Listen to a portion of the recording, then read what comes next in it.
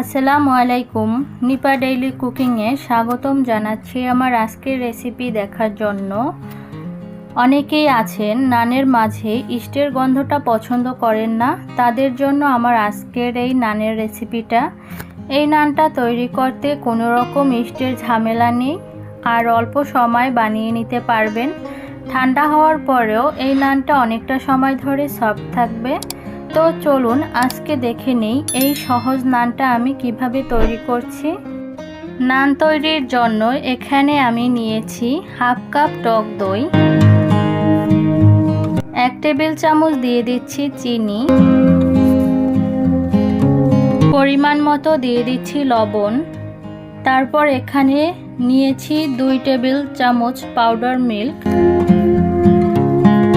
আর 2 table চামচ দিয়ে দিচ্ছি তেল। তেলের পরিবর্তে আপনারা বাটারও ব্যবহার করতে পারবেন। তারপর সবগুলো উপকরণ একসাথে করে মিশিয়ে নিচ্ছি। অনেকেই আছেন এই নানের মাঝে ইস্টের গন্ধটা পছন্দ করেন না, তাদের জন্য খুব কাজে আসবে। তারপর এখানে দিয়ে দিচ্ছি 3 কাপ ময়দা। হাত দিয়ে খুব ভালো করে মিশিয়ে নিতে হবে। যখন মেশানো হয়ে যাবে এখানে কুসুম গরম পানি দিতে হবে, আর খুব বেশি পানি লাগবে না এই ডোটা তৈরি করতে। মাখাতে মাখাতে আমার এইখানে একটা সফট ডো তৈরি হয়ে গেছে। তারপর হচ্ছে এই ডোটাকে আমি রেস্টে রেখে দিব 1 ঘন্টার জন্য। 1 ঘন্টা পর অনেকটা সফট হয়ে যাবে এই ডোটা। আর আমরা যেহেতু ইস্ট দিইনি এই জন্য কিন্তু এটা অনেকটা ফুলে উঠবে না, শুধুমাত্র ডো সফট হবে। তারপরে ডোটাকে একটা বোটে নিয়ে নিচ্ছি আর খুব ভালো করে মথে নিচ্ছি।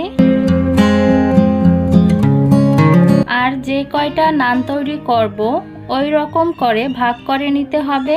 আমি একটা ছুরি দিয়ে কেটে নিচ্ছি। তারপর গোল গোল করে ডো বানিয়ে নিচ্ছি।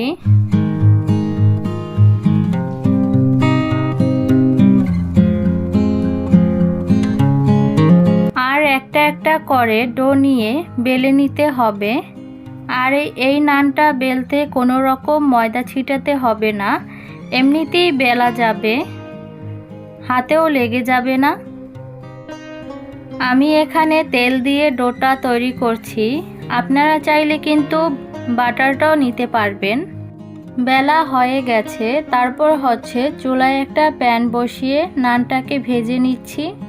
আর এখানে নানটা ছেঁকার জন্য কোনো রকম তেলের ব্যবহার করতে হবে না।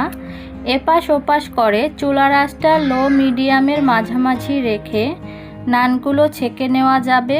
তো আমার এখানে সবগুলো নান একইভাবে আমি ছেঁকে নিয়েছি। আর এই নানগুলো অনেকটা সময় ধরে সফট থাকবে। তো আমার একে একে সবগুলো নান বানানো হয়ে গেছে। আপনারা এই নান গ্রিলের সাথে সার্ভ করতে পারবেন। আশা করছি আমার আজকের রেসিপিও ভালো লেগেছে প্রতিদিনের মতো। সবাই অনেক ভালো থাকবেন। আজকে বিদায় নিচ্ছি। আল্লাহ হাফেজ।